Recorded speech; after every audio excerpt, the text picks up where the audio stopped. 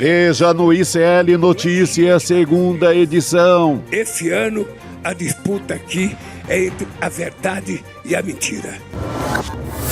Ódio às mulheres. Após projeto contra a misoginia passar no Senado, deputados do PL articulam derrubada do texto.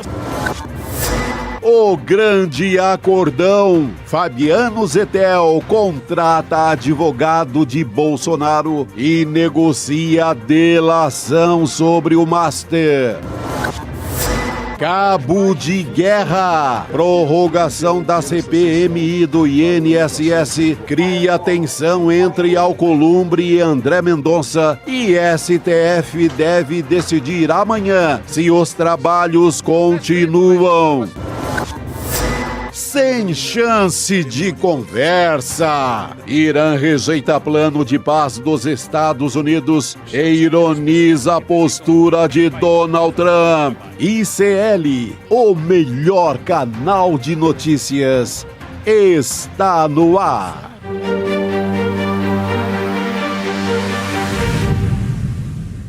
Olá, boa tarde. Seja muito bem-vindo, seja muito bem-vinda. O ICL Notícias, segunda edição, está começando. Estamos ao vivo em todos os nossos canais nesta quarta-feira, dia 25 de março de 2026. Ao meu lado está o Chico Sá, que faz parte de um canal de notícias que está totalmente premiado, não é isso, Chico? Olha, aqui ninguém é fraco não, hein, cara? Absolutamente laureado, premiado. Vou te laurear aqui, ó, Opa! Fisicamente, tá? Meu Deus do céu, deixa eu pegar esse negócio Veste. para passar uma sensação dourada aqui, que maravilha. Que lindo. Além de tudo, ainda é bonito, né? O danado do prêmio. Lindo, lindo, lindo. É isso, gente. Né? Você esteve lá, né? Na hora... Estive lá junto com o Vivian Mesquita. Na hora da emoção. Pra representar tanta gente, né, Chico? A nossa equipe que está trabalhando aqui agora com a gente nos bastidores, fazendo o ICL no dia a dia. Olha, é muita gente para fazer isso tudo aqui acontecer. Muita gente. Que maravilha. Seria até injusto citar, né? Porque todo mundo premiado. Todo mundo dourado, premiado. Inclusive né? a nossa audiência, né? A nossa comunidade. Completamente. É quem que faz. votou na gente. É quem faz com a gente. Por isso que a gente arregaça as mangas e bota para quebrar. Vamos botar para quebrar, então. Opa! Vamos começar aqui o nosso noticiário, pessoal. Parabéns para todo mundo, para a nossa audiência que nos acompanha aqui também nessa tarde, nessa noite.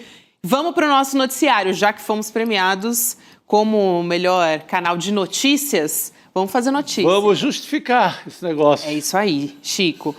Olha, o Senado, gente, aprovou um projeto de lei que criminaliza a prática da misoginia e a torna crime equivalente ao de racismo. Esse texto foi aprovado por unanimidade e define misoginia como a conduta que manifeste ódio ou aversão às mulheres, baseada na crença da supremacia do gênero masculino. Essas penas variam de 2 a 5 anos de prisão, além de multa. Só que os deputados da direita estão usando as redes sociais para dizer que vão atuar na Câmara para barrar esse projeto, ou seja, estão contra as mulheres, né? O senador Flávio Bolsonaro até votou a favor, já vou falar sobre isso, mas os deputados de direita estão dizendo que equiparar misoginia a racismo estimula divisão e ódio entre homens e mulheres. Esse papinho é bastante antigo. E até para deixar claro aqui sobre o Flávio Bolsonaro, né, porque muita gente depois pode dizer, aliás, tentar usar isso até para conseguir angariar o voto feminino, né? Isso é um voto de coalizão partidária e ele pode se escorar nisso justamente para querer o voto, já que ele é candidato, pré-candidato à presidência. Eu quero lembrar que o Flávio Bolsonaro ele foi um dos autores do requerimento que adiou a votação do projeto. Sim, não estava querendo nada disso. Alegando viés ideológico, o Flávio foi autor de dezenas de projetos, eu quero lembrar aqui, ele teve muito tempo para pedir pela regulamentação do porte de armas, também diminuição da maioridade penal, de vários outros projetos relacionados a populismo penal e a punitivismo. Então, assim, essa é a prioridade do Flávio Bolsonaro. Nós, mulheres, nunca estivemos na pauta do Flávio. Ele não se importa com as mulheres. Muito pelo contrário, estava atuando para tentar barrar, né, para tentar adiar. Então, só para deixar claro aqui, antes de entrar nos demais parlamentares da extrema-direita aqui. Importantíssimo, Gabi, deixar isso bem patente, assim, não é o perfil de quem se interessa pela causa das mulheres, de quem quer manter as mulheres vivas no momento em que o país atravessa assim, uma onda de feminicídio cruel. Historicamente cruel, mas agora está pior do que sempre. O partido dele nunca se posicionou a favor das mulheres. Pegue o Tarcísio de Freitas aqui, um exemplo mais perto aqui do ICL Notícias.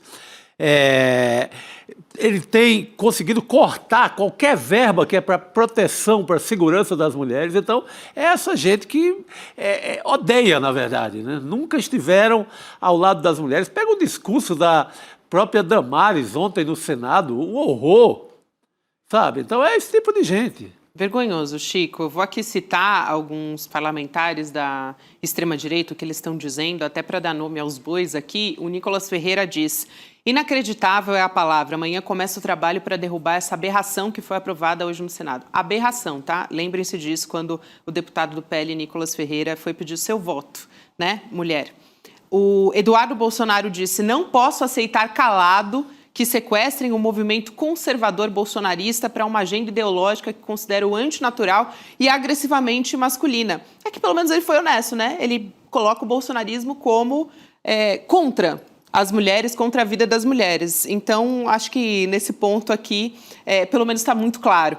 Bia Kicis, também uma deputada, né? Uma mulher, dizendo: projeto de divisão e ódio entre homens e mulheres acelerado com sucesso, e a direita cai na armadilha da esquerda. Primeira pergunta a ser respondida pela esquerda, mas afinal, o que é uma mulher? Nem isso vocês sabem dizer. Eu vou aproveitar e chamar a nossa Heloísa Vilela lá em Brasília, Elo, porque senão eu vou comentar com o fígado aqui. Eu acho que eu já falei muito, quero te ouvir também. Boa tarde, querida.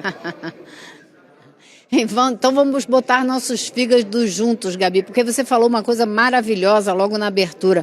O Flávio não se importa, a direita brasileira não se importa, e o que é mais triste, nem as mulheres da direita brasileira se importam com nós mulheres. Então, isso é que mais me choca. Esses homens da direita, a gente já não espera nada deles mesmo. Mas as mulheres da direita não defenderem um projeto que nos protege é absolutamente revoltante e estarrecedor. Então, eu não sei o que elas pensam da vida das filhas, das primas, das tias, das mães, né?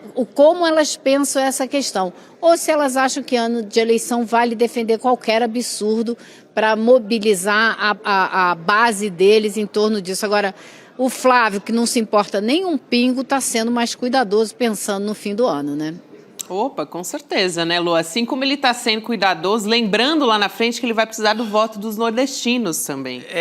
Ele teve agora numa visita ao Nordeste, no Rio Grande do Norte, e ali com camiseta escrito Nordeste e tal, só que eu por curiosidade, fui ali ver o que pensava o pai, o que pensava a família inteira sobre a região, sobre os nordestinos e nordestinas. É um festival de absurdo. É ali xenofobia na veia pura. Então, eles sempre, mesmo quando eles votam por circunstâncias eleitorais, você vai dar ali faz uma pesquisa mínima sobre o que eles pensam para valer e vai bater com isso. A mesma coisa em relação às mulheres. Aliás, esse voto, que é um voto de liderança do Flávio Bolsonaro, vai pegar mal no eleitorado dele. Isso. Porque os caras são misóginos mesmo, assumidos. Assim como o Nicolas, né, chamando de aberração, Elo, é bastante descarado. O Eduardo foi mais claro sobre a posição dele, né? Até porque o Flávio é quem precisa e está tentando limpar a imagem dele com a ajuda de uma boa parte da imprensa aí também, né? Não, com certeza. O que a imprensa tem feito para limpar a imagem do Flávio é absolutamente surpreendente, não diria, porque o que a gente esperava, né, do trabalho dessa dita grande imprensa que hoje em dia vive mais de mercado financeiro do que de notícia, né? São todos, quase todos, vinculados a instituições financeiras e dependem das instituições financeiras e estão ganhando dinheiro nas instituições financeiras. E esse pessoal, a gente sabe, Faria Lima está fechada, é com Flávio Bolsonaro, então não me espanta. Mas o que mais me espanta, Gabi, é às vezes comportamentos individuais, pessoais, tanto de pessoas da imprensa como principalmente, como eu disse há pouco, das mulheres deputadas. Não têm o direito de falar desse assunto da maneira como estão falando Júlia Zanata, Bia Kicis e essas suas colegas, né, misóginas, que conseguem ser misóginas, conseguem olhar para o índice absurdo de feminicídio que o Brasil tem, o pior do mundo, e não se preocupar com esse problema. É inexplicável, além de revoltante. Exatamente. Elô, você falou do mercado financeiro, eu queria aproveitar para entrar nessa pauta aqui também, falando do escândalo do Banco Master com você. O cunhado do Vorcaro, o Fabiano Zettel, ele trocou de advogado agora para passar a negociar uma delação premiada em conjunto com o Vorcaro, dono do Banco Master. O criminalista Maurício Campos, deixa a defesa, argumentando foro íntimo, e dá lugar ao Celso Vilardi. Vocês reconhecem muito bem esse nome, né? Ele não só fez as colaborações premiadas dos dirigentes ali da Camargo Corrêa, na Lava Jato, ele é, aliás, defensor do ex-presidente Jair Bolsonaro nessa história, né? O Elô, e eu quero muito te ouvir porque sempre bom lembrar essa conexão com o Bolsonaro, quando a gente fala do Zettel, também é de maior doador de campanha, não só do Bolsonaro, mas também do Tarcísio de Freitas lá em 2022, né? Pois é, o Vilardi a gente viu muito, né, durante todo o julgamento do 8 de janeiro, chegando e indo embora do STF, defendendo o Bolsonaro. Agora, o mais curioso disso tudo, Gabi, que eu tô achando, é dizer que o Vilardi e o Juca, o advogado do Vorcaro, vão trabalhar juntos para fazer uma colaboração premiada conjunta, que é o que a imprensa está falando hoje. Eu tô achando isso absolutamente estonteante, é uma notícia estonteante, porque o que a gente sabia é que o Vorcaro tinha corrido para fazer a delação dele, tentar propor a delação dele, antes que o Zettel o fizesse, porque o Zettel é o caixa da operação. O Zettel é que pagava a mesadinha de R$1 milhão para o sicário. O Zettel é que fez os pagamentos para a campanha do Bolsonaro, o Zettel que fez o pagamento para a campanha do Tarcísio de Freitas. Então ele é o grande caixa, ele é o cara que sabe do caminho do dinheiro. Como eles vão delatar juntos, quem eles vão delatar? Quem eles vão contar para cima deles que tinha mais poder do que eles nessa história toda, né? Porque você não pode delatar o seu funcionário, você tem que delatar alguém que mandava em você ou que você tem conhecimento, que tinha poder nessa história. Então isso está ficando cada vez mais curioso, ver em que vai dar essa delação conjunta, né? O que eles vão trazer. Agora, a gente sabe que essa história do Banco Master é um poço sem fundo. Quando você acha que chegou no final, tem mais problema para você descobrir. Olha, eu nunca tinha ouvido falar em delação, parece um jogral. Um fala uma coisa, outro repete. Não existe isso. Até porque o Vorcaro é o chefe do trem pagador, que é o Zettel. O interessante na delação é você pegar as contradições, o que eu disse, é um delatar o outro, aí na cadeia de hierarquia, quem pode delatar o Vorcaro é o Zettel, que era o segundo aí na hierarquia do rombo do Banco Master. Então, não faz menor sentido. Como é que você vai obter? Então, vamos combinar e vamos fechar junto. Poxa, qual a graça disso? Então, junta todo mundo, faz um jogral. Minha terra tem palmeiras, outro canto o sabiá. Porra, assim não dá. Que palhaçada. Eu tô achando isso muito duvidoso, Chico. Eu tô achando muito duvidoso cantar essa musiquinha aí conjuntamente, fazendo esse coral. Porque se a justiça, né, se o STF aceitar isso, porque melou. Aí você já sabe que melou tudo, isso que não passa. Tem PGR seriedade também, na investigação, né? Tem PGR, como é que você vai... Aí você acaba a possibilidade de ter a cadeia financeira da parada. Isso. Que seria o Zettel dizer, olha, não, mas naquela hora o meu chefe mandou trilhões para um fundo lá no Caribe. A graça de uma delação é essa. Se está todo mundo combinado, vão combinar uma versão para que vai servir. Eles combinam depois na cadeia. Justamente algumas coisas...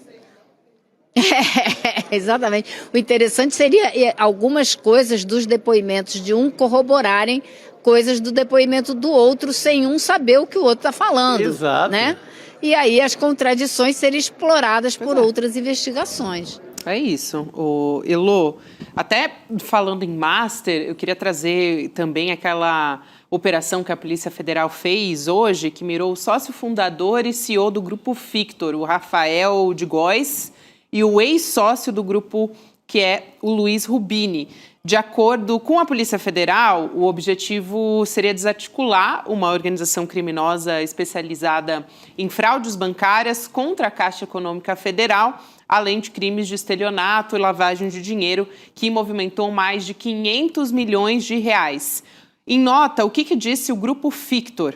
Informou que logo que os advogados de defesa tiverem acesso ao conteúdo da investigação, prestará as informações necessárias às autoridades. O nome da empresa também aparece no caso do Banco Master, que estamos conversando aqui, né? Em novembro do ano passado, a Fictor Holding Financeira anunciou a compra do Master, olha só o time, né?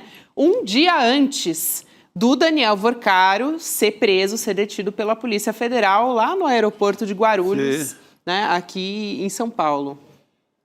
E ao mesmo tempo ele estava correndo para vender lá, tinha vendido aqui, eu não entendi nada também disso até agora, para quem ele teria vendido. Pois é. E essa Fictor, assim, é gigante, ela até há pouco, até fevereiro era patrocinadora, estava estampada ali na camisa do Palmeiras, é uma grande financeira, né?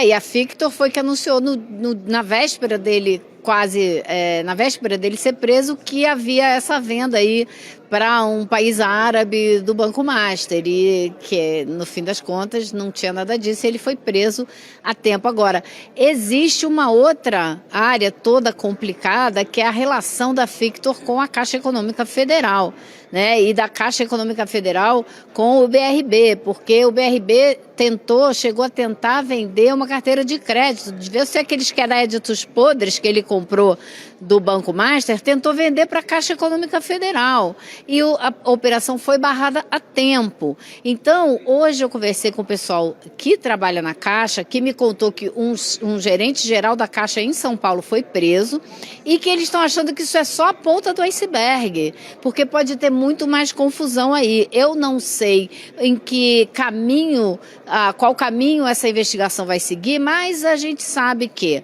o BRB era controlado em última instância pelo governador Ibanez Rocha, né, um bolsonarista de carteirinha.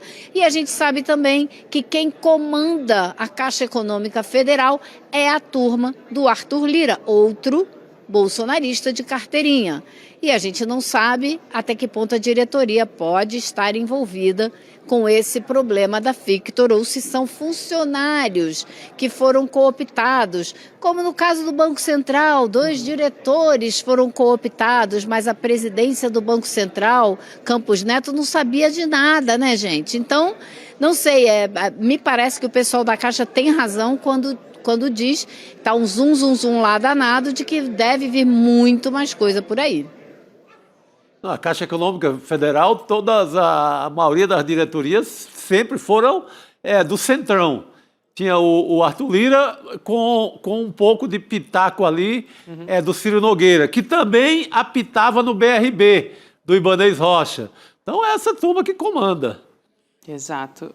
Foi uma grande articulação, Chico, à época, né? Justamente para o Arthur Lira ter o comando, né? Ditar as coisas ali sob o comando da Caixa Econômica Federal.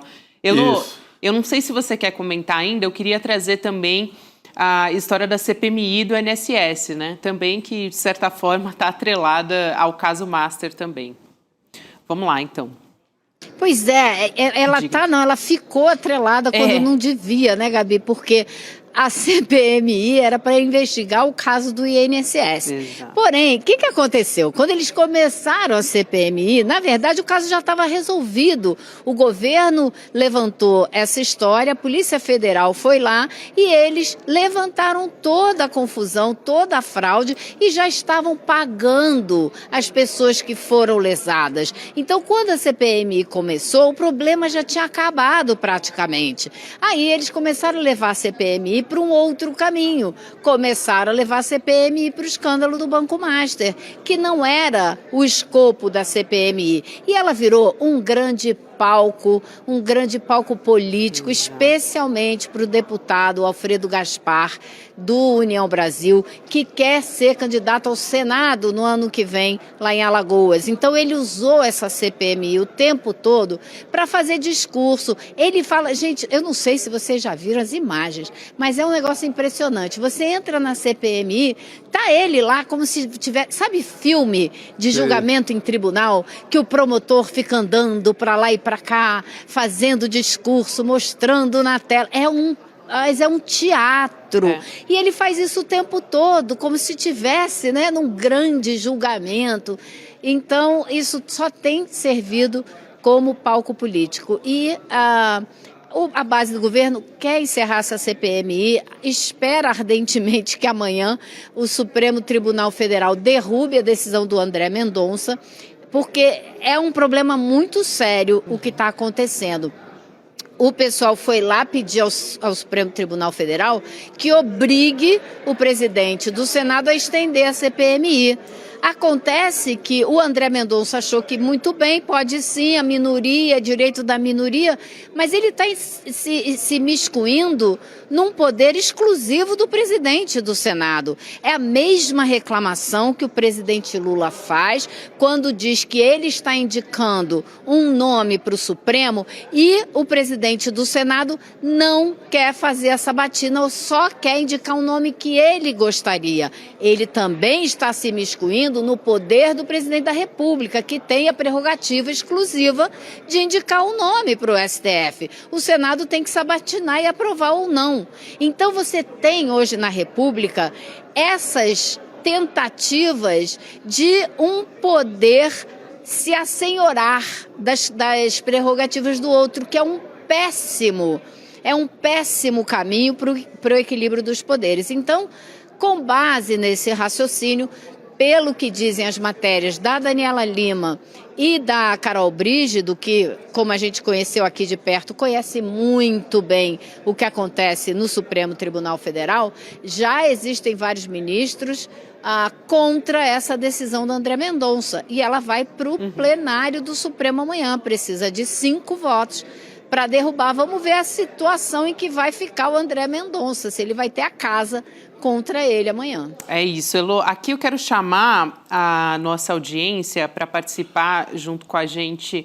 A gente sempre lança uma votação, uma enquete, na verdade, no nosso chat. Então, todo mundo que comenta lá, sempre participando, pode participar votando também. E a pergunta é, CPMI do INSS deve ser prorrogada, sim ou não? Já está aberta lá a enquete, como a Elô explicou aqui. STF decide, então, amanhã se mantém a decisão do André Mendonça determinando essa prorrogação. E, Elô, tem também os parlamentares começando a coletar as assinaturas, né, para limitar essa prorrogação também a 15 dias. É isso, né? Para tentar reduzir justamente esse desgaste, né, ano eleitoral. Então, existe essa preocupação também do desgaste que isso pode continuar gerando, né? Essa é uma segunda, é o plano B, vamos dizer assim, né? Se o Supremo não derrubar essa prorrogação, então existe a hipótese de pedir uma prorrogação de apenas por 15 dias, o que daria ao Alcolumbre a alternativa de dizer, então eu vou aprovar esse requerimento aqui, vocês fazem mais 15 dias, e não aprovo o outro, que pede 120 dias, cara. Você imagina você estender essa CPMI aí por 60 ou 120 dias, o que seja, nesse ano eleitoral, para garantir ao Gaspar a eleição dele lá em Alagoas. Eu ouvi dizer hoje que, inclusive, ele pega os materiais todos das exposições que ele faz na CPMI e bota ali o logo da campanha dele, tá? Só isso. Elô, ele exibe lá, ele tem um programa de TV lá em Alagoas, ele exibe na íntegra praticamente. Virou um grande palco para ele na corrida ao Senado. O que desagradou até o Arthur Lira, que também vai concorrer, pelo menos é a intenção de concorrer ao Senado. Mas ele tem crescido nas pesquisas por conta desse circo da CPI que ele leva para lá, né? Uma CPI que, vamos combinar, ela tinha um único interesse a partir de um certo momento, que era incriminar o filho do presidente, o Lulinha. Chegou uma hora que só havia uma obsessão. Vamos tentar pegar o Lulinha. Não pegaram, quebraram o sigilo, fizeram de tudo e não conseguiram provar vínculo algum do Lulinha com o escândalo do INSS. Essa era a grande obsessão, né? Uma obsessão incentivada pelo André Mendonça, que agora virou o queridinho da mídia, inclusive por ajudar nessa missão. Não conseguiram. A CPMI é um fracasso absoluto, porque foi pensada e planejada para palanque eleitoral. E, gente, a Polícia Federal já está muito mais avançada nessa história. Não existe menor sentido ao funcionamento da CPI quando você tem o próprio presidente envolvido com a roubalheira da Igreja da Lagoinha. Não dá mais. Ele mandou, acho que quase 4 milhões destinados em emendas para a Igreja da Lagoinha. Não dá. Que moral esse cara tem para continuar no comando de uma comissão parlamentar de inquérito? Exato. Exatamente. E o pior, né? Eles queriam fazer essa CPMI para, de alguma maneira, jogar o problema do INSS no colo do governo Lula. E a CPMI provou que esse escândalo nasceu e cresceu no governo Bolsonaro. E aí eles ficaram sem objetivo, ficaram sem o que fazer. E aí levaram para o caso Master e insistindo na história do Lulinha, como você disse, Chico, você tem toda a razão. Então eles perderam o objeto, eles perderam o objetivo e ficam tentando agora expandir para fazer mais discurso eleitoral.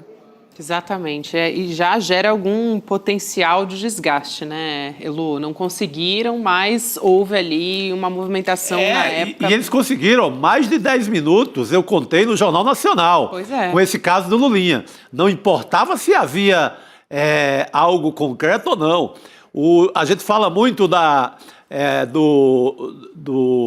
cartolina lá, do PowerPoint da cartolina da Globo News, mas agora há pouco, há uma semana, o Jornal Nacional gastou uns 10 minutos numa tentativa desesperada de achar alguma coisa com o Lulinha. Não era só a CPMI, era também a tal da grande imprensa. É isso. Elô, muito obrigada por hoje. Sempre bom ter você aqui com a gente. Um beijo, minha querida. Até amanhã. Aliás, amanhã não, né? Amanhã é quarta-feira. Até mais, Elô. Um beijão. Até segunda. Amanhã é quinta-feira. Quinta-feira. Opa! Quarta-feira é o dia que Elô vem aqui junto com a gente. Bom, vamos continuar falando de caso Master. É porque ontem eu não vim, né? Então dá aquela bagunçada. Fica um intervalo ali, exatamente. Um intervalo, uma lacuna. Mas já vou chamar Rodrigo Viana para se juntar a nós aqui na mesa redonda do N2 e continuar conversando sobre o caso do Banco Master, Rodrigo. Que dia é hoje mesmo, Gabi? Hoje é quarta-feira. Você está colocando a casca de banana para mim.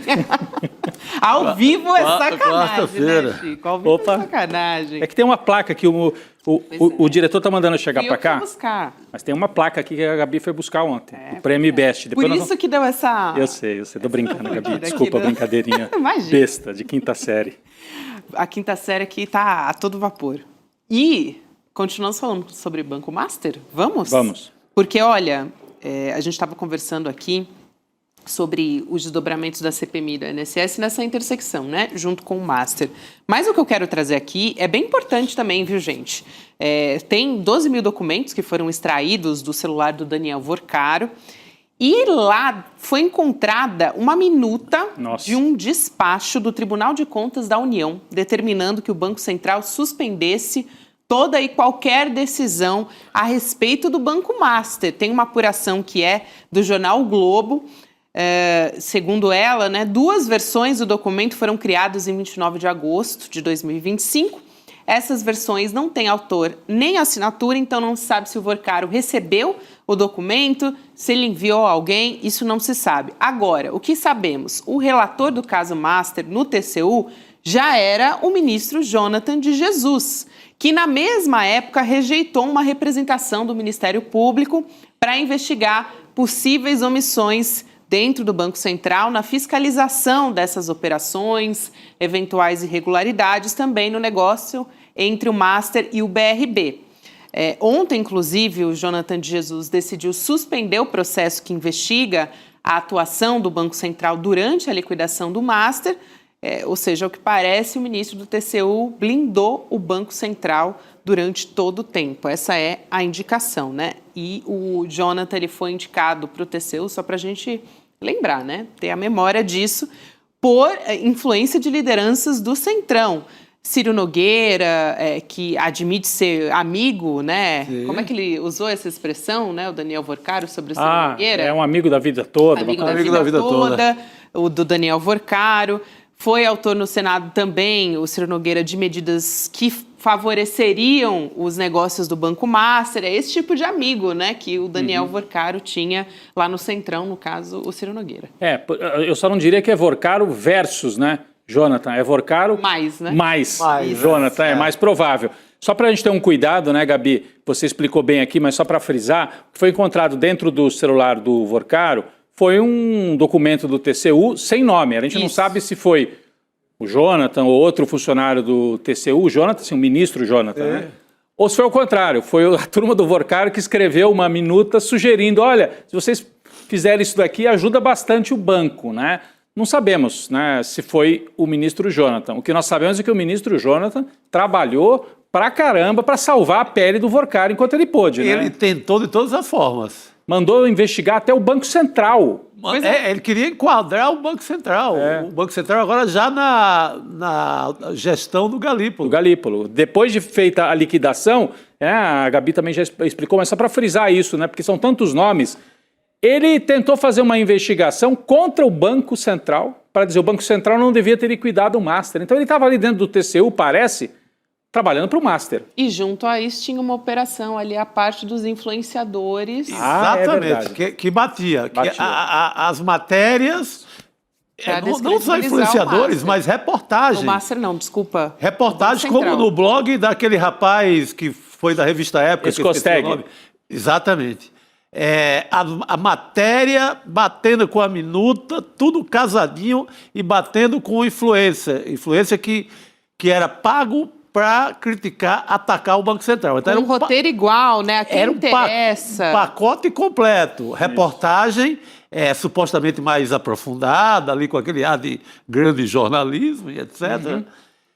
Influência repetia e o rapaz do TCU, indicado pelo Ciro Nogueira, fazia o barulho institucional. Então, tudo casadinho. E agora tem esse documento encontrado no celular. Então, as peças estão se encaixando. É importante. É importantíssimo isso e mostra como a rede de atuação do Vorcaro estava tanto no Banco Central quanto no TCU. Então, se ele vai delatar o Jonathan? Ele vai delatar alguém que não seja o Jonathan no Tribunal de Contas da União? É uma pergunta só que eu estou fazendo. Sim. Vai delatar o Campos Neto no Banco Central ou alguém ligado ao Campos Neto no Banco Central? Então, são perguntas que a gente faz no dia em que também o cunhado está dizendo que vai delatar também. Sim, perguntar para ele sobre esse documento, né, que apareceu ali nos arquivos extraídos do celular do Daniel Vorcaro. É um caso tão complexo, né, Gabi? O caso Master, eu sei que muita gente nos acompanha aqui e fica assim, mas peraí, de que nome que vocês estão falando agora, né? É Zettel, é Jonathan, é um monte de gente. É o cunhado. Você tem que fazer ali como o delegado no começo da investigação, o delegado de seriado, né? Pega aquela cortiça, né? E coloca um... Exatamente. Isso. Aliás, é o que vai fazer o documentário O ICL está fazendo um documentário justamente para ajudar a gente a organizar isso tudo, né? Justamente. Aliás, esse documentário já está bem encaminhado, tem essa linha do tempo, essa preocupação aqui que a gente está falando de pegar toda essa teia e colocar na cortiça, né? Trazer aqui a teia, quem está ligado com quem, quais são as conexões.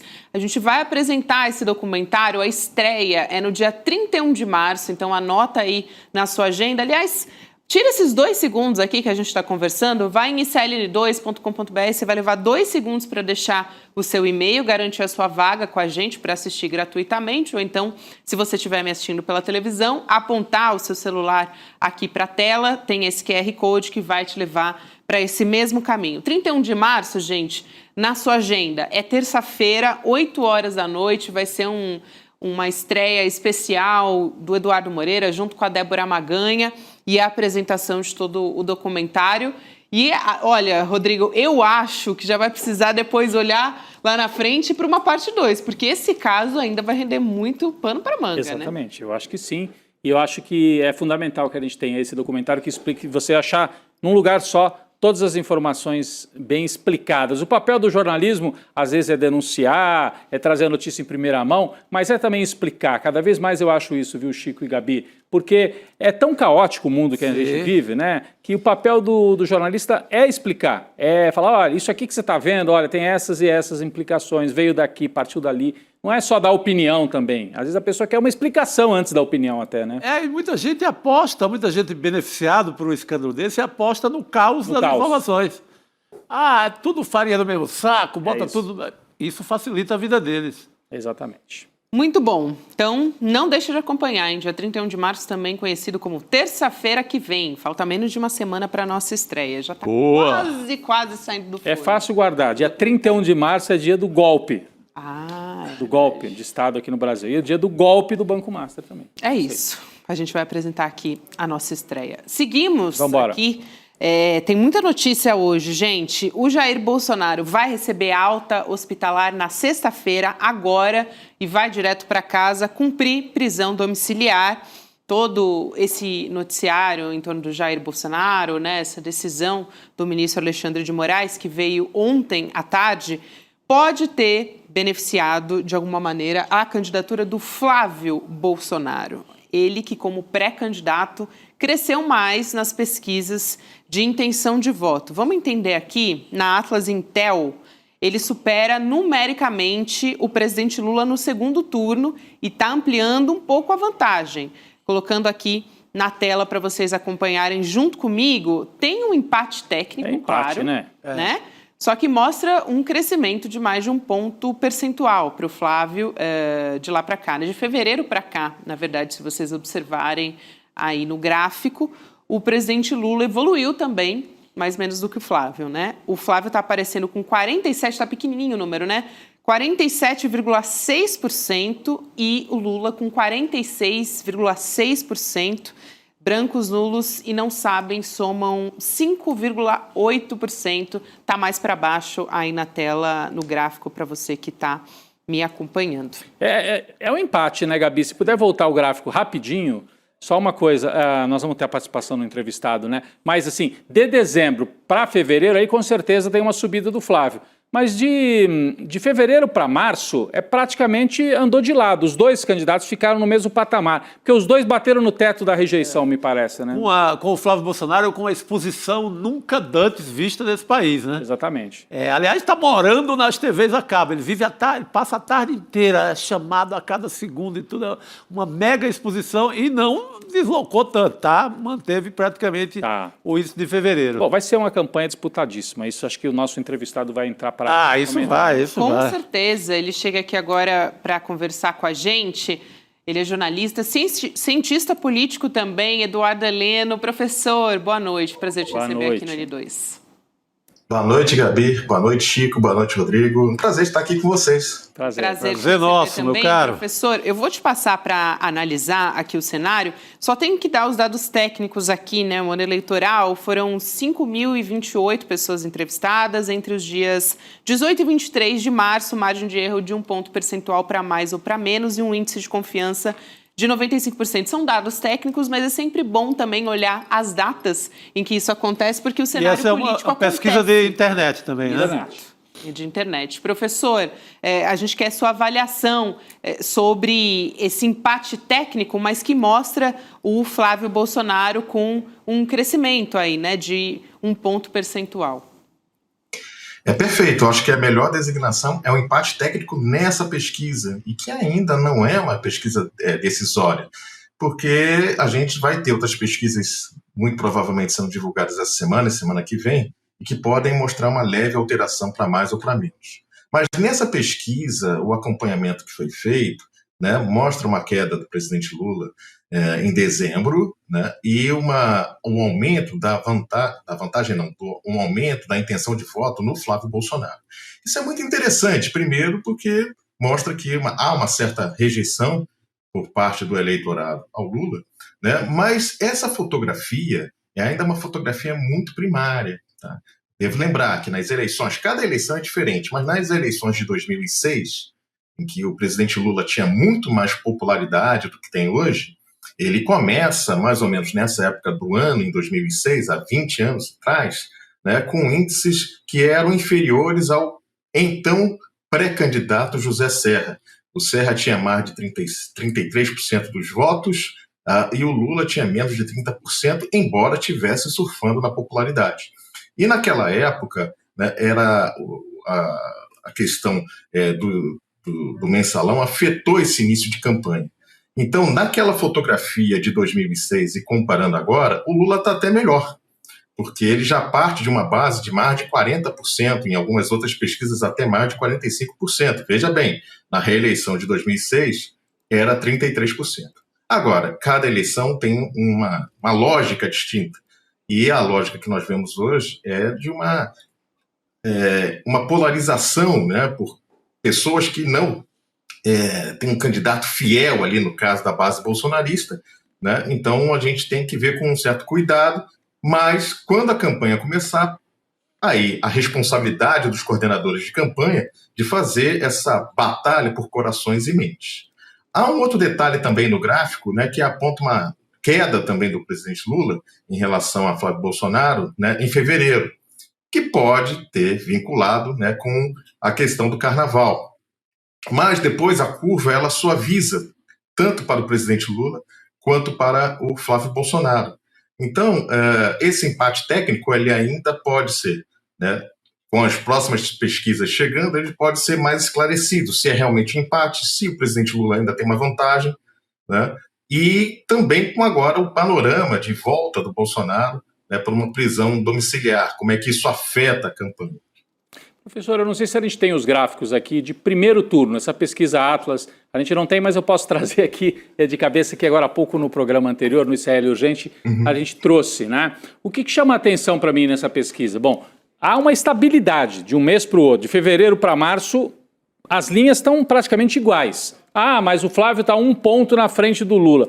1 ponto é margem de erro, é empate, assim como na anterior também dava empate. Então a gente tem um empate. Quando a gente vai observar o primeiro turno, o que chamou a atenção para mim é que, tá aí na tela, tem sim. Ó, cenário 1, que é o cenário mais provável hoje, Lula 46, Flávio 40, aí vem Renan Santos, daquele partido MBL, Missão, né, que chama agora, com 4%, mesmo índice do Caiado, o governador, que tem uma exposição grande. Está exposto desde 89. Desde 89 em cima do cavalo branco.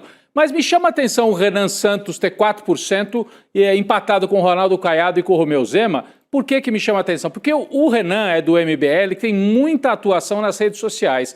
Então, eu acho que essa pesquisa, não é que eu esteja dizendo que a pesquisa está errada, não é isso. Mas ela capta muito a vibração das redes sociais. Tanto é que o Renan, que não tem, você sai na rua, as pessoas não sabem quem é Renan Santos. Nas redes sociais, capaz que saibam. Né? Então, tem esse foco maior nas redes sociais. Agora, ela capta a tendência? Capta. E teve uma tendência de redução da diferença, isso todas as pesquisas captaram. Só para não dizer assim, não é que eu esteja brigando com os números, não é nada disso, mas só para fazer essa lembrança, o Chico tinha lembrado também rapidamente. É uma pesquisa que é feita assim na internet. Você está lá no Instagram, de repente pisca assim, Atlas, você quer responder uma pesquisa eleitoral? Sim. Ah, eu quero. Você tem que ter a disposição, né? Gente mais assim disposta a lidar com o assunto político para responder. É diferente de quando você está na rua e vem o pesquisador do Datafolha, do antigo Ibope, e faz na rua. É outro tipo de pesquisa. Então, eu acho importante só fazer essa observação. Claro. Né, Chico? É isso. Eu não sei, professor... Exato, Rodrigo. Diga. Exato. E aí é um ângulo diferente do assunto. Então, dependendo do ângulo que você pega, você pode ver um candidato mais proeminente. Lembrar também que há uma grande massa de eleitores que não vão usar as redes sociais para debater política, mas vão usar as redes sociais para se divertir, para interagir, né? Então, a gente perde um pouco. E há uma parte do eleitorado que sequer usa as redes sociais assim para ser um alvo dessa pesquisa. Mas as tendências, há uma possibilidade dessa linha de tendência estar indicando um fator importante, que a despeito da certa ausência de carisma do Flávio Bolsonaro, existe uma bolha ainda, né, do qual ele ainda mantém ali, muito pela herança do pai, uma certa força, né? Mas a campanha, a gente está em pré-campanha ainda, então existe ainda uma grande avenida. E parafraseando 2006, em maio e junho de 2006, né, o Lula foi recuperando o terreno, né, e inclusive o Serra abdicou em relação ao Alckmin a possibilidade de ser candidato. E aí foi um caminho totalmente diferente. E o Lula já começa esse ano com 46%, 45% dos votos. Então, na verdade, o Lula precisa mais dele mesmo, da constância da sua equipe, né? E, é claro, o Flávio Bolsonaro vai buscar todos os recursos para angariar corações e mentes naqueles 4%, ligado ao MBL, ligado ao Caiado, né? Porque é uma eleição que vai ser muito disputada, né? Voto a voto. Um voto muda toda a eleição. É essa mentalidade que vão estar nas duas campanhas. Com certeza. Eu até queria aqui chamar a atenção para uma fala do presidente Lula, que participou de uma instalação de uma fábrica chinesa de trens lá em Araraquara, em São Paulo, né, interior, falando da ausência do Tarcísio no evento. Ele não é mais pré-candidato à presidência, mas o colegiado eleitoral de São Paulo é bastante importante, né? O Lula sabe disso. Vamos ver o que ele disse, o que ele falou sobre as eleições. Vamos assistir. Esperem, porque este ano é o ano que a verdade vai ter que derrotar a mentira nesse país. Essa é a disputa deste ano. Não é Corinthians e Palmeiras, não é São Paulo e Santos, não é China e Estados Unidos. Esse ano a disputa aqui é entre a verdade e a mentira. Esperem, porque este ano é o ano. Os bolsonaristas aí, né? Num outro momento que ele critica a ausência do Tarcísio, que está em campanha pela reeleição no governo de São Paulo, mas aí ele estava falando dos bolsonaristas. Ele dá um mote quase de campanha aí, Chico. Verdade contra mentira. Já joga na pauta ali o que seria o grande embate desse ano, né? Mas tem uma questão que eu gostaria de discutir com o professor. A gente nota que depois da largada, do primeiro momento em que o Flávio recorre ao nome do pai ali, a mídia e o próprio Flávio e a campanha dele passam a tirar o Bolsonaro do nome e usar o Flávio, como detectou também a ombudsman da Folha outro dia, assim, como a imprensa tem caído no conto do próprio Flávio Bolsonaro e o chama apenas de Flávio. Daqui a pouco pode ser Flavinho, Paz e Amor, alguma coisa do gênero. Mas tem esquecido o Bolsonaro. Isso é apenas um detalhe que não conta ou isso é uma leitura correta? Tirar o Bolsonaro, uma vez que já está ligado ao nome dele, favorece o candidato, professor? Favorece. E curioso que não tira só o pai, tira o irmão, que está respondendo a um processo de perda de mandato. Sim, né? O outro irmão que está sendo candidato em Santa Catarina. Então, e, de certa maneira, só vincula, às vezes, a esposa. Porque quando você tem... A Michelle dificilmente sairia candidata a presidenta, né? Então, ela vai sair a senadora. Mas se vincula a uma ideia de que, não, é possível que ela saia candidata, que ela defenda Tarcísio. Isso mantém o clã com agenda de imprensa e de certa maneira, faz uma campanha, vamos dizer assim, indireta, mantendo eles no foco da agenda política. E, ao retirar o nome, por um lado, né, você cria uma certa nova visão, como se fosse um Bolsonaro renovado, um Bolsonaro que até usa linguagem neutra, mas, na verdade, é apenas uma ilusão de ótica, porque não é uma forma sem função, no sentido de que essas coisas são apenas o pano de fundo para tentar angariar uma imagem, né, menos negativa, como foi a do pai. Mas eles estão muito imbricados, né? Quando o Bolsonaro retornar quando for para a prisão domiciliar, a gente vai ver essa união de novo, né? E é muito difícil que o Bolsonaro, pai, abra mão da candidatura do filho à presidência. E creio que a imprensa tem que entender o que é o clã. Entendendo o que é o clã, eu acho que fica mais fácil de entender qual o caminho possível dentro das eleições, dentro de um governo, de um novo Bolsonaro no poder. Olha, até observando as linhas do segundo turno que a gente viu agora há pouco no ar, a minha impressão é a seguinte: o que o Flávio tinha para crescer usando o nome Bolsonaro, ele já cresceu, né? Agora tem e o Lula está ali também, 46, o Flávio Bolsonaro 40 e pouco. Agora é uma batalha para conquistar aqueles 10% que não estão nem de um lado nem do outro, que alguém já chamou de terceira via, que não existe no Brasil. Então, por isso que o Flávio Bolsonaro vira Flávio. Sim. Então, a transferência já está feita. Sim. Agora ele precisa mostrar que ele não é tão durão, tão mal educado, que não come leite condensado em cima da mesa, que não fala tanta besteira que nem o pai, para conquistar aquele eleitor, talvez, que na outra eleição votou na Simone Tebet, que agora está com o Lula. Então, é uma operação assim de sintonia fina que ele vai buscar ao longo desses próximos meses. E a imprensa brasileira está dando uma forcinha para o Flávio Bolsonaro, transformado em Flavinho nesse momento. Ou então sou Flávio, né? Então sem o sobrenome. Flávio. Exatamente. Então a gente está... Deve ter saudade saudade do cercadinho, viu, Rodrigo? Pois é, tem Acho uma parte que tem. O pessoal deve estar com saudade do cercadinho, da maneira como eram tratados nossos colegas de imprensa. Exatamente. Pois é, porque a turma que faz PowerPoint sem colocar o Jair Bolsonaro e o Tarcísio, né? Fizeram aquele PowerPoint na semana passada, então estão com saudade.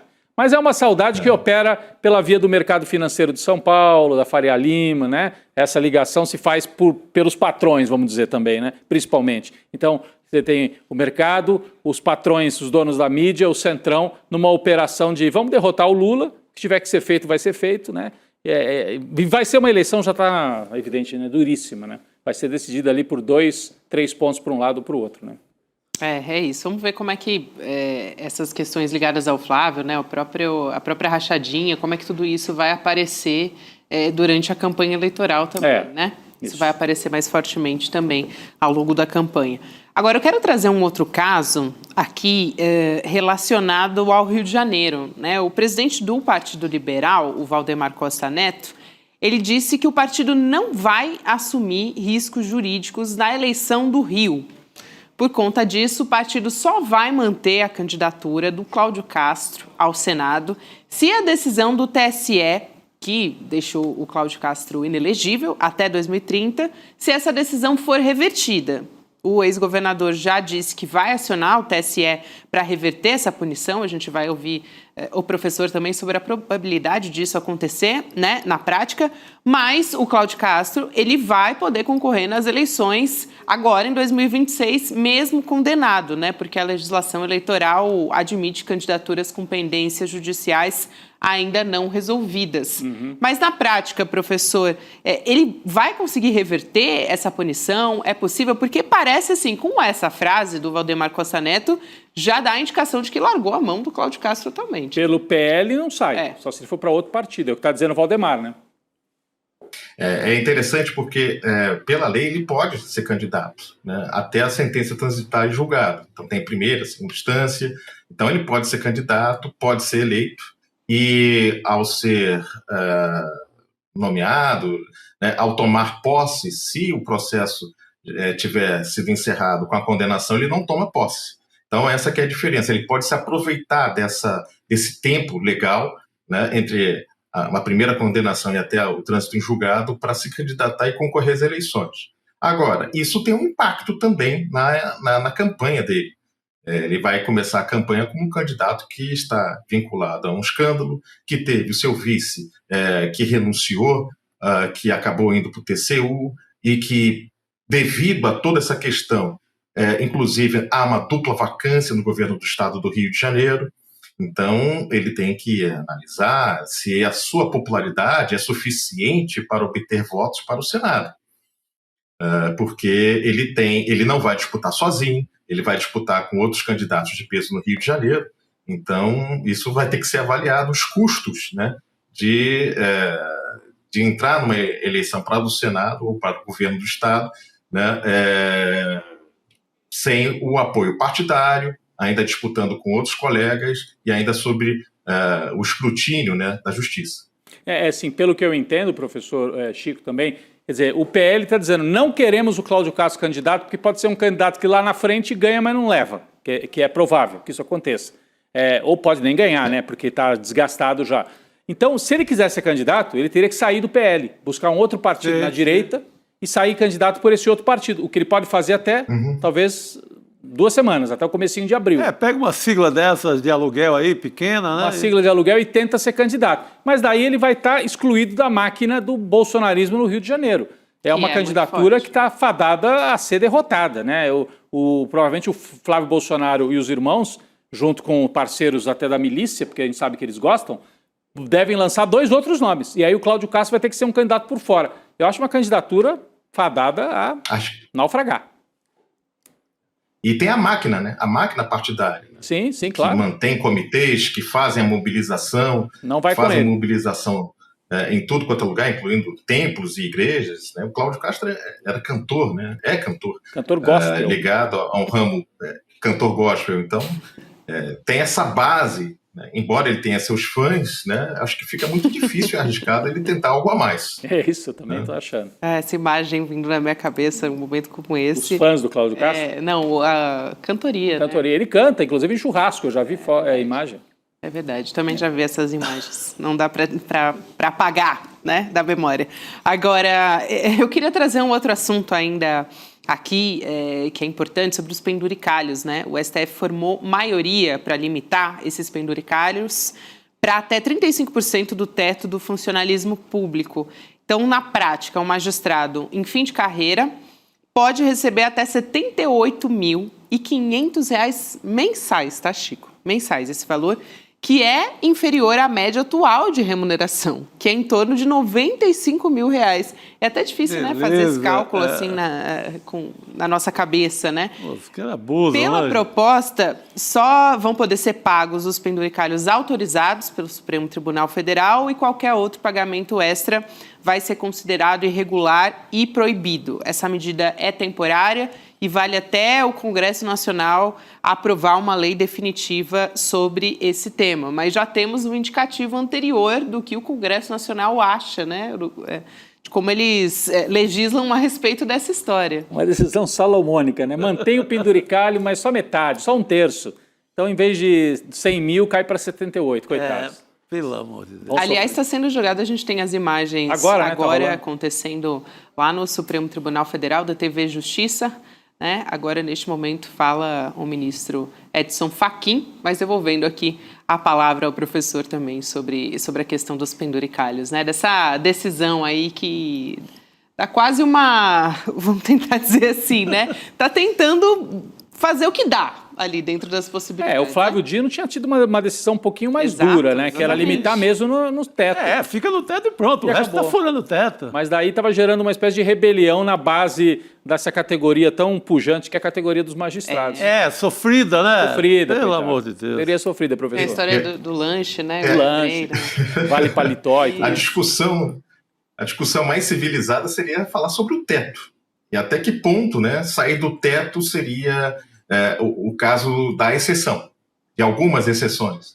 Mas a gente já está falando em dobro, se é a média aí computada, quase o dobro do teto, sendo que a média atual já é o dobro do teto. Então estamos numa distopia, no sentido de que há uma legislação que mantém o salário, né, os vencimentos de um ministro do STF como teto, e, ao mesmo tempo, nas cortes estaduais e também no Ministério Público, que teria também que fazer o papel de fiscalização, a gente tem o inverso.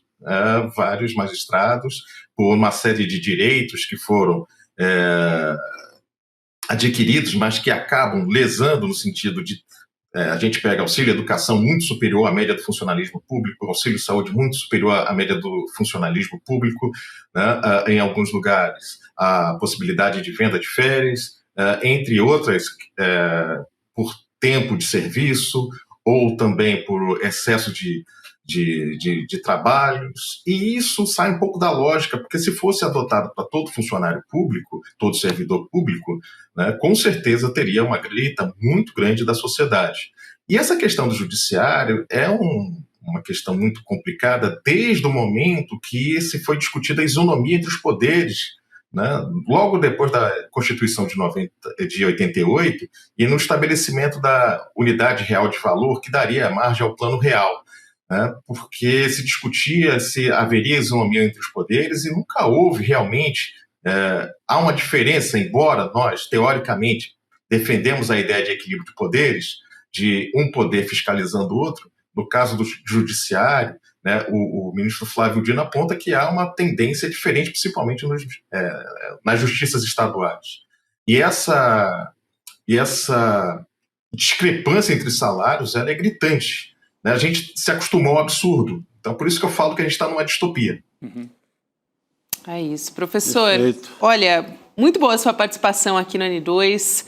Estava com saudade de ouvir o professor Eduardo Heleno vindo aqui agora no N2, e já foi bastante no Em Detalhes também, sim, especialista em militares também, né? Enfim, nos nossos dados históricos. Professor, um prazer te receber aqui também. Um abraço. Obrigado. E até uma próxima.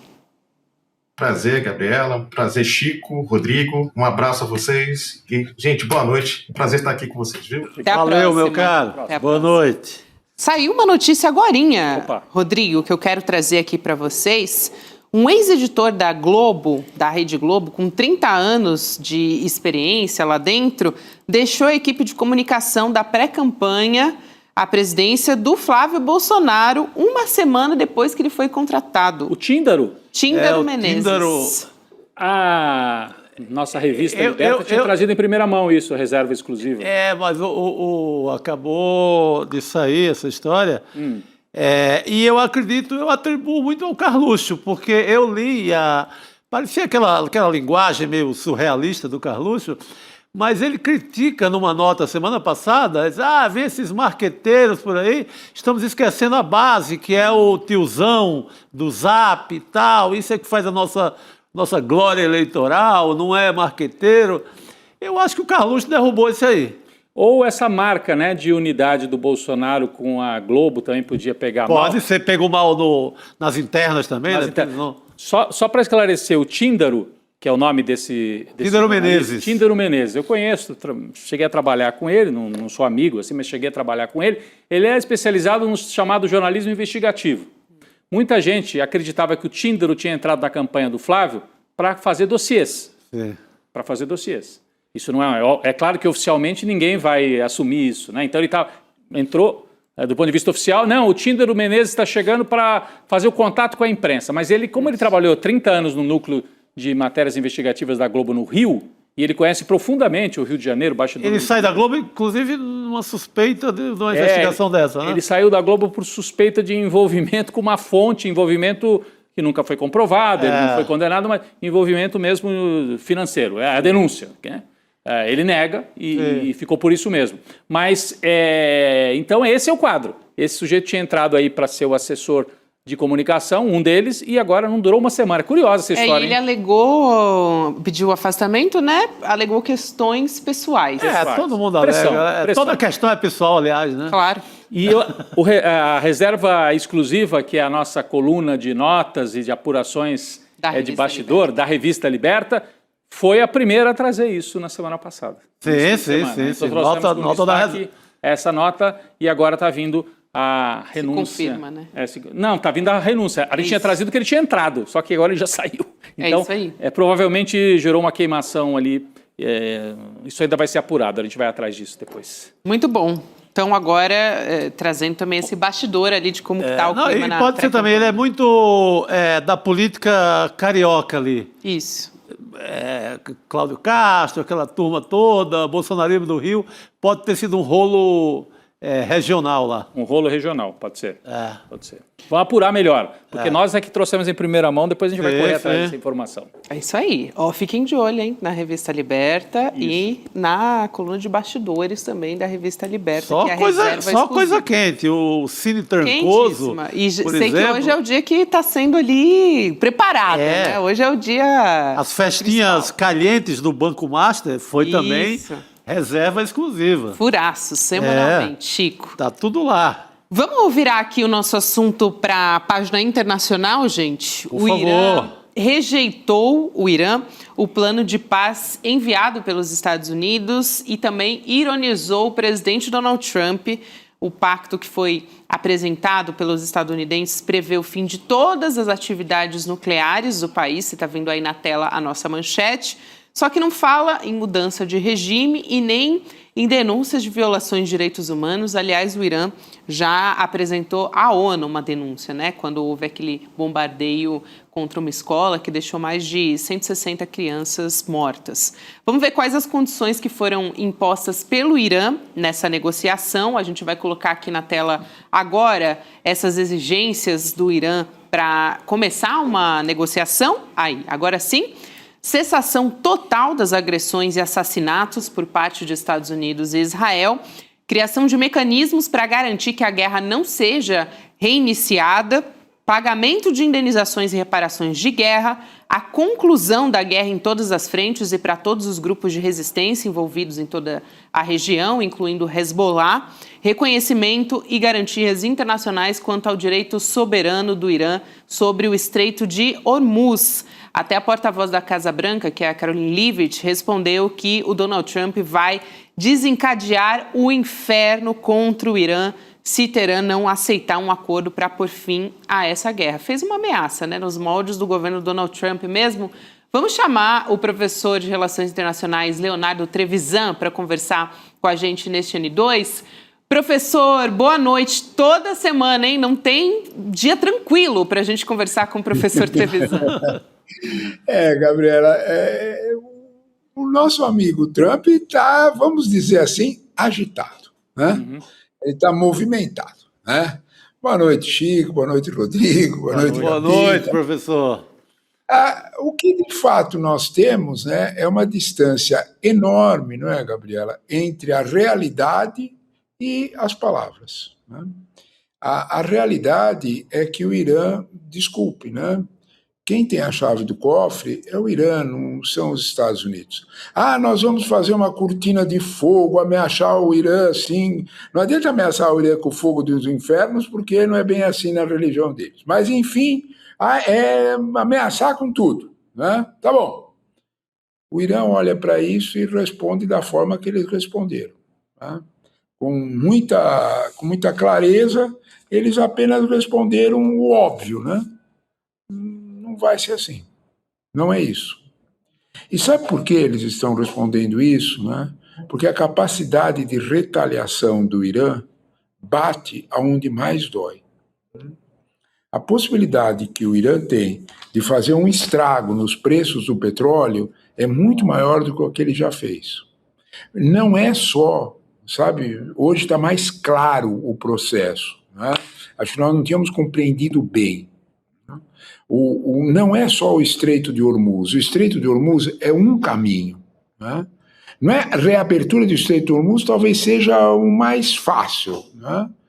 O Irã bombardeou, Gabi, né, na semana retrasada, Fujairah. Fujairah é um campo de tratamento, é um campo de refino, é um campo de estoque e é um grande porto de escoamento de petróleo. Basta um número para a gente entender o tamanho do estrago, né? Até 28 de fevereiro, esse porto de Fujairah, que é um porto Fujiara, né? Como eles gostam de falar, né? Esse porto, até o fim de fevereiro, ele exportava em torno de 25 milhões de barris dia. Depois do ataque iraniano, da semana retrasada, e do segundo ataque, esse porto está exportando 9 milhões de barris dia. E o Irã avisou, qualquer ataque mortal para cima da gente, nós encerramos esse porto. Nós vamos atacar aí. Como ele atacou também o porto de Yandu, no Mar Vermelho. Não é que são 2 portos de saída de petróleo alternativo, não é isso. É porto de efetivo escoamento de petróleo normal, não pelo estreito. Em outras palavras, reabriu o estreito, na semana seguinte está tudo bem com o preço do petróleo. O que o Irã fez aí não é desse jeito. Vai levar meses para ser reconstruído. O petróleo vai mudar de patamar. Todos nós aqui no Brasil já vimos todo mundo já sentiu a subida dos preços. Não na gasolina só, no resto, todo mundo já sentiu. Então, quando nós olhamos para esse quadro, a possibilidade de estrago que o Irã tem no dia seguinte do final da guerra ou de uma tentativa é enorme. O petróleo vai mudar de patamar de preço, presta atenção nisso. Se ele atacar de vez mesmo e encerrar esses portos de escoamento, vai levar meses para que as economias da Arábia Saudita, todos eles, recuperem poder de escoar petróleo. Eles estão parando a produção porque eles não têm onde armazenar e o porto está destruído, eles não têm onde escoar o petróleo. Essa possibilidade fez o senhor Trump fazer os anúncios de segunda-feira. Os anúncios de segunda-feira não visavam apenas tentar conter o petróleo, visavam dar alguma calma no mundo árabe moderado. É disso que nós estamos falando, porque a capacidade do troco do Irã é muito alta. Professor, fale, Rodrigo, não, eu ia só dizer que, além disso tudo que o senhor está dizendo, que tem a maior importância essa questão do petróleo, dos portos destruídos, que mesmo parando hoje a guerra, você tem uma dificuldade de escoamento do petróleo, mês. Me chama a atenção, a Gabi trouxe agora há pouco as exigências feitas pelo Irã, né? Querem falar de parar a guerra? Vamos falar. Me chama a atenção um ponto, que pare a guerra em todos os frontes, inclusive no Líbano, porque Israel está aproveitando o contra-ataque, né, supostamente, entre aspas, para tomar um pedaço do território libanês. Eles já disseram, já tem algumas declarações... eliminar completamente da cena política libanesa o Hezbollah. Isso significa excluir desse contexto 3 milhões de pessoas. Sim, e tomar um quarto do território. 4 milhões de pessoas vivendo do jeito... Porque agora saiu da manchete... Gabi, mas eles continuam naquelas tendas, eles continuam naquelas condições. Não, e Israel simplesmente está anunciando que vai fazer a sua fronteira avançar até o rio Litani, que é tomar um terço, um quarto. E derrubar, vocês devem ter visto, derrubar as pontes. Sim. 800 mil libaneses do sul passaram por essas pontes para o norte, dizendo, olha, quando acalmar a situação, nós voltamos. Sem ponte, eles não voltam mais, que é isso que o Israel disse. Sim. Então é uma tomada de território, né? Israel está tomando território. É uma posição que, para o Líbano, é dramático, porque aquilo é território libanês há milênios. Né? Para a situação, e a culpa vai ser de que é pessoal do Hezbollah, não são todos do Hezbollah. Eles são xiitas, mas não são todos do Hezbollah. O Líbano é uma colcha de retalhos religiosa de várias situações. O Líbano é um país muito especial. Então, o quadro do Líbano, é provável que a guerra no Líbano continue, eu ouso dizer, Rodrigo, independente do Irã. Sim. Porque são interesses muito próprios, inclusive da extrema-direita israelense, que quer ampliar os colonos. É uma realidade muito dura. Uhum. A guerra iraniana é a realidade concreta de o que é que você faz com o crescimento. Desculpe, é chato para burro ficar falando dessas coisas. O que é que você faz com o crescimento do PIB no mundo? A Organização Mundial do Comércio, junto com a UNCTAD, a questão de um mês antes do início da guerra, tinha avisado as tarifas do jeito que estão, mesmo como eles são, porque a tarifa nos Estados Unidos saiu de 2% médio, 2,5% médio, para 17% médio, isso porque ele recuou. Isso significa multiplicar as tarifas por 5. Isso significa que o consumidor americano vai pagar a diferença de preço. Não vai comprar. Então vai parar no mundo muita gente que vende para o maior mercado.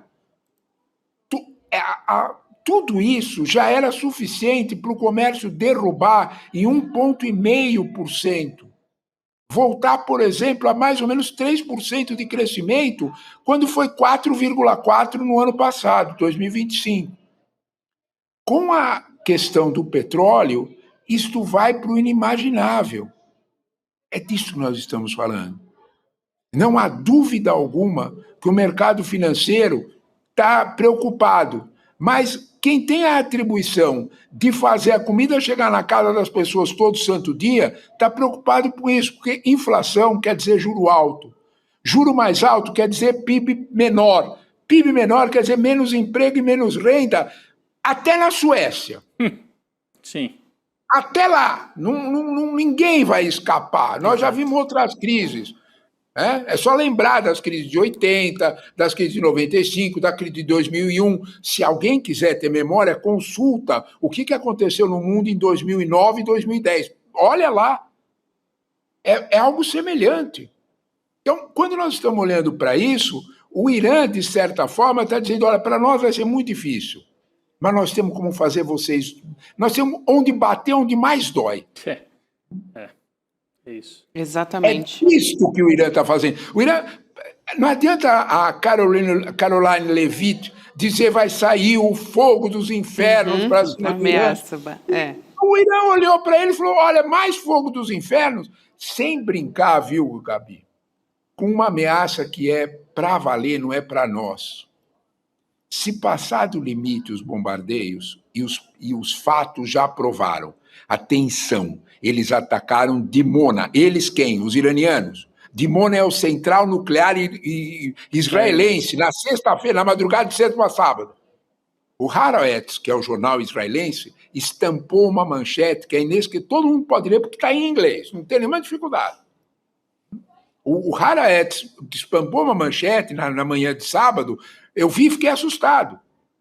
Noite terrível, assinado Netanyahu. É isto. O Irã tem capacidade para fazer um estrago desse porte. Se ele for apertado mesmo com uma destruição brutal, ele já avisou. Ele vai atacar as usinas elétricas, o que significa atacar dessalinização em todos os países árabes. Dubai não vai ficar só com 100 freguês para aquele seu restaurante de 8 estrelas. Matéria do Financial Times, fantástico. Dubai não vai ficar só sem freguês para esse restaurante. Olha, eu ouso dizer que juiz com os nossos penduricalhos todos não tem grana para comer naquele restaurante. Então, é meio complicado. Né? Então, se nós estamos olhando para esse quadro, né, dessalinizar, atacar as usinas de dessalinização, equilibra o jogo, gente. Ô, professor, e essa reunião que deve acontecer, né? O Reino Unido e a França anunciaram que vão comandar nessa semana uma reunião virtual para discutir a reabertura do Estreito de Hormuz.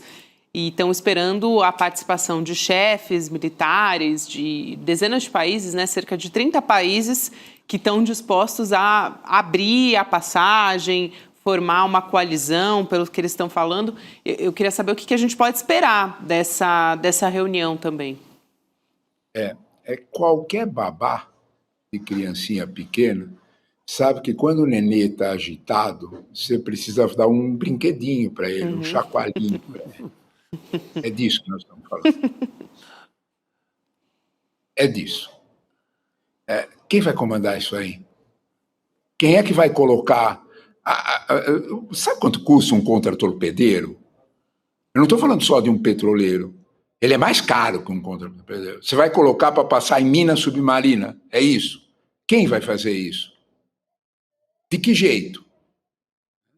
Porque o Hormuz já provou na Guerra de 80 como é fácil ser minado. Né? Na Guerra de 80 do Irã e Iraque, o minar Hormuz... Gabriela, minar Hormuz tem região no estreito, áreas no estreito, que tem 10 quilômetros com apenas 60 metros de profundidade. Nós não somos técnico militar, mas qualquer um pode entender que fica bem fácil colocar sucessivas minas submarinas num lugar desse. Como é que você vai fazer? Do que você está falando? E o que é que resolve você reabrir Hormuz quando o Fujairah está fechada? Que você não tem onde escoar a produção de petróleo, você não tem a estrutura de refinaria e de escoamento.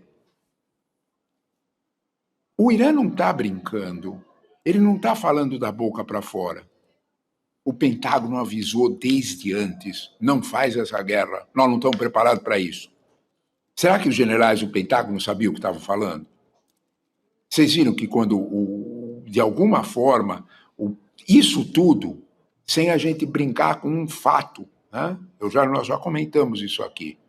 A derrubada do F-35 comprovada, deve ter tido outras, porque teve F-15, mas aí não se comprovou.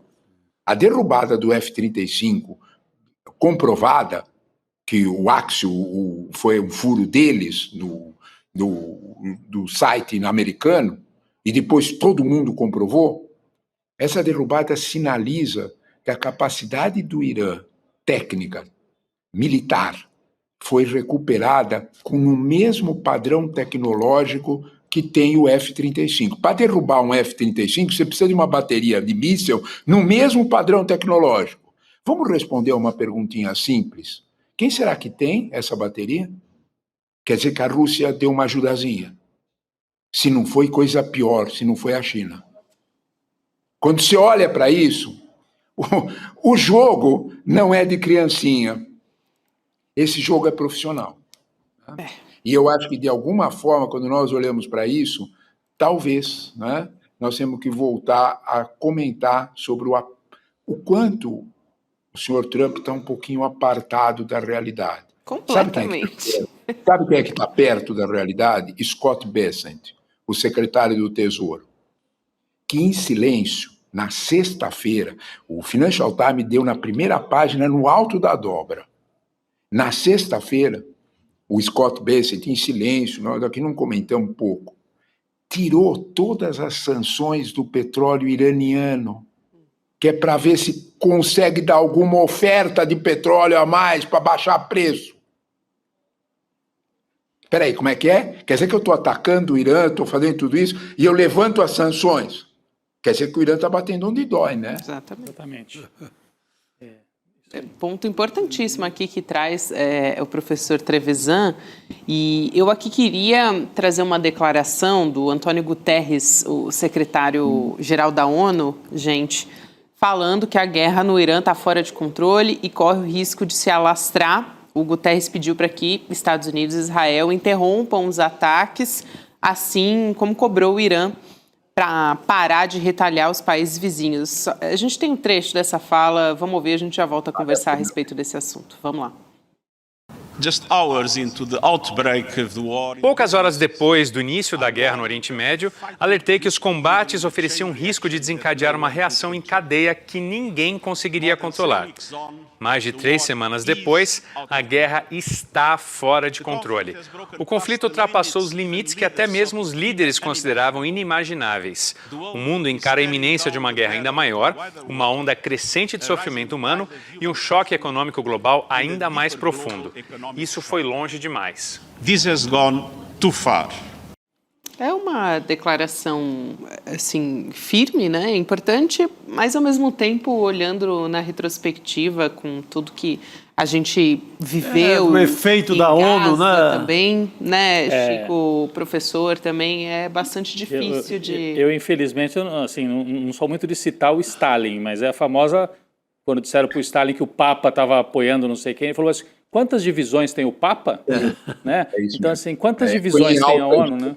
Quantas divisões tem a ONU? Foi em alta isso aí. O Churchill queria fazer um negocinho, convidar o Papa, e o Stalin matou a pau, né? Olhou para o Roosevelt e perguntou para o Roosevelt, para perguntar para o Stalin, né?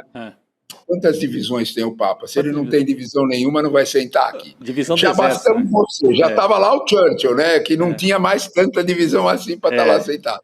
Mas então, paciência. O Guterres não tem, tem lá muitos contra-torpedeiros para abrir o Estreito de Hormuz. Não tem nenhum. Não. O problema, na verdade, né, é sobre a declaração Gutierrez, com todo o respeito, é um bom diplomata, uma pessoa muito bem intencionada, não é? Está fazendo a declaração que se espera dele, né? É uma declaração quase que obrigatória, né? A não ser o secretário da ONU, o secretário-geral da ONU, quem é que tem autoridade? Não vou nem falar em autoridade moral. Quem é que tem autoridade, de alguma forma profissional, para dizer, olha, senhores, está saindo do controle. E o que nós estávamos conversando há minutos atrás é sinal disso. O que nós vamos esperar? Eu vi um artigo no Wall Street Journal que é impressionante, Rodrigo, impressionante, sobre as possibilidades do petróleo bater em $200. 200. Olha a tua cara. É isso, Rodrigo. Qualquer pessoa com um pouco de bom senso lê aquele artigo e diz, vamos devagar, gente, porque o artigo é um artigo técnico. Petróleo, repito pela 10ª vez, petróleo igualzinho banana. Quando no supermercado não tem banana, a pouca que tem fica cara. Lá pra cima. Exatamente. Então, de algum modo, quando você olha para um quadro como esse, é mais que compreensível a declaração do secretário-geral, só que, é claro, o Rodrigo matou a pau, né? Quantas divisões tem, que tipo de autoridade ele tem, ele nunca foi consultado por ninguém, nem pelo Irã, ou pelos Estados Unidos, ou por Israel, nunca foi obedecido nesta guerra e nas anteriores mais imediatas. A ONU vem num desgaste de produção. Sobre a ONU é uma situação concreta, né? Ela é muito ruim, é muito fraca e tudo mais. Experimenta viver sem a ONU. É o que nós temos, né? É o que o mundo conseguiu criar depois da Segunda Guerra. É o que conseguiu criar depois de 60 milhões de mortos e 2 bombas atômicas. É o melhorzinho que nós fizemos no planeta. É o melhor que nós fizemos. Vai anular isso aí? Podemos experimentar viver sem ela e ver o que acontece. Porque o poder de veto no Conselho de Segurança significa instância final, Rodrigo. É isso que significa o poder de veto. Né? Antes de você ir para uma situação incontrolável. É isso que ele está avisando. Exatamente. Professor, prazer te receber aqui mais uma vez, apesar desse cenário que continua bastante complexo, para dizer o mínimo aqui, né? Para pegar bem leve. Como me disse uma aluna minha, professor, quando é que o senhor vai falar de flores? Eu falei, vai ficar devendo por enquanto, né, professor? Vai ficar devendo, minha querida. Tá difícil. Eu acho que vai levar um tempo, né? Meus caros, muito obrigado pela conversa, sempre muito boa, muito obrigado, boa noite a todos, um abração. Boa noite, professor. Abraço, professor, sempre um prazer te receber aqui no N2 também. E, gente, vamos daqui a alguns segundos para a nossa provocação histórica com o professor Lindener Pareto, que hoje entrevista o Camilo Vanucchi para falar do Brasil Nunca Mais, né? Um livraço, aliás. E acho que é uma oportunidade, mais uma vez, da gente relembrar a nossa história, né? Tem o 31 de março, que é o dia do golpe, e ontem na Argentina, uma multidão na rua lembrando os 50 anos da implantação da ditadura na Argentina, que foi também me deu uma inveja, cara. Todos os clubes de futebol, todas as divisões, lembrando a memória da ditadura. E aqui a gente nunca vai ter isso, né? É isso. Os clubes são tudo ali, o contrário, tá tudo com o Bolsonaro. Pelo amor de Deus. É lamentável, Chico. Olha, tivemos a nossa enquete hoje, quando a gente conversou sobre a CPMI do INSS, deve ser prorrogada? Não, 65%, sim, 35%. Vamos ver como é que vai ficar essa história lá no Supremo Tribunal Federal. Também está andando dentro do Congresso, os parlamentares querendo, então, né, se for um plano B, como disse a Elô, por uns 15 dias. Vamos ver como é que essa história vai caminhar. E quero agradecer também a nossa audiência, Maria Helena, Marta Souza, Irani Cruz, Rosângela Rufo, Helena Souza e toda a nossa comunidade aqui do ICL, que, aliás, mais uma vez está de parabéns pelo prêmio de melhor casa. Mostra de novo. Excelente a gente terminar aqui. Gabi, você que recebeu. Assim, então, a Gabi que recebeu lá com a Vivi todos ontem. nós, Rodrigo, todos nós então recebemos. Olha lá, dá um pedacinho do seu braço aqui também. Aí, maravilha, cara. Representando todo mundo, toda a ouro. nossa equipe. Valeu, pessoal. Boa noite. Até amanhã. Boa noite. No ICL, o conhecimento transforma realidades. São mais de 300 cursos com alguns dos maiores nomes do Brasil, em economia, política, filosofia, história, finanças pessoais, autoconhecimento e muito mais. Aqui, cada aluno faz parte de um projeto único, 100% independente e financiado pelos próprios estudantes. É graças a quem se torna aluno que o ICL existe e o jornalismo livre chega até você. Se inscreva agora em icl.com.br e torne-se aluno. Estude, apoie e faça parte da revolução do conhecimento.